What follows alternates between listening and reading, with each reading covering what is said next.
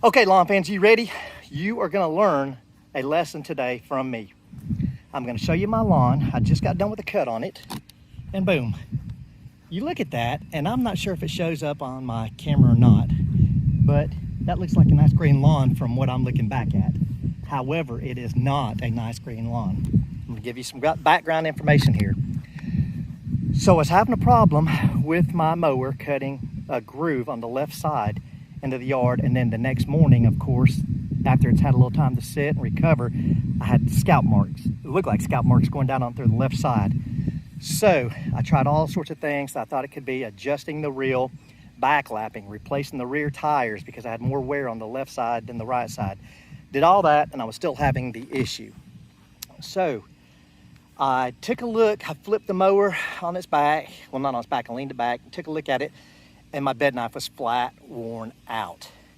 So there wasn't a good contact side to side even going across. So I thought I'll replace my bed knife and all will be good. I got the bed knife in. I did a video showing how to replace the bed knife, but I scrapped it because there's a lot more to the issue than that. Put the bed knife on, got all the adjusting done, spun the reel, and I couldn't cut paper. Thinking, why can I not cut paper on this? Well, here's the answer. When you replace your bed knife, it is a good idea to have the bed knife ground and your reel ground, two grindings, so you make perfect contact all the way across. Your reel may be worn side to side, and so then you're going to put that wear on your new bed knife. So take them both, have them ground at the same time, and have an even connection going all the way across. So let's take a look going down here, and I'm going to show you this haze that's going up the lawn. Now from this angle, it is very visible to me, and I hope you guys can see it too. Up there, here, here, here. You can see in the middle, I'm making a lower contact than on the outside, and on the outside it's greener. So if you look through here, you can see the greener marks and the brown marks, the brown haze.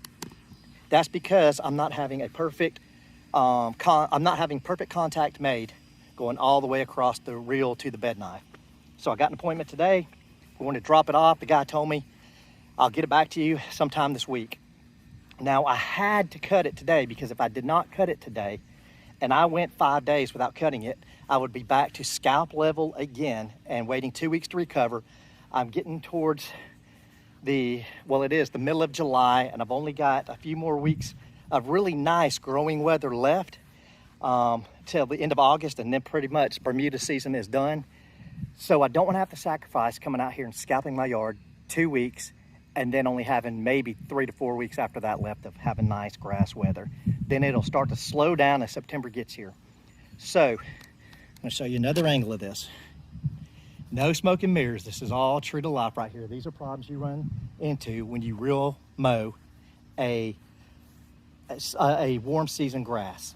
So that's the point of this video, is to tell you guys, if you take a look and your bed knife is worn out, don't think that just replacing that bed knife is going to solve all the problems, because your reel could be doing that right there.